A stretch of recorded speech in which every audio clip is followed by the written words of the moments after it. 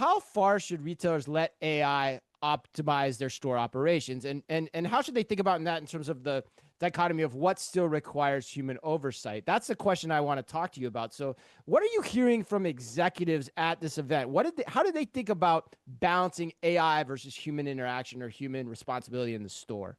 So 2 years ago, if you'd asked me that question, I'd said most retailers are firmly towards the we must remain in control of everything. So they probably about a 1 out of 5 on a scale of, human control to AI running everything.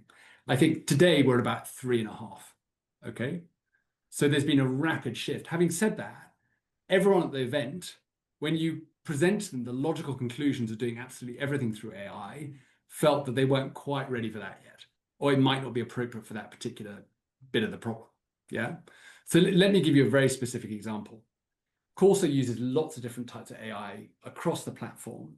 For one of the things we do, we essentially watch lots of operational data and trigger an alert when something goes wrong. Okay.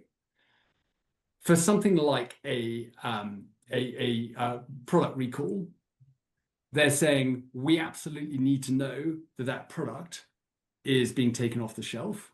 So, we want to use a more kind of deterministic model for that. We want a more rules-based machine learning approach to that. But then there are other areas, for example, where we're much happier to have, an LLM or the equivalent actually optimizing stuff for us.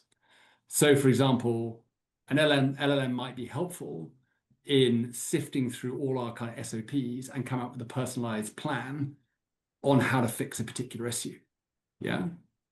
So I think what we're seeing is it's a very nuanced solution. In some places, you want a much more deterministic kind of rules-based solution. In some places, ML is great. And in some places, Gen AI can work magic.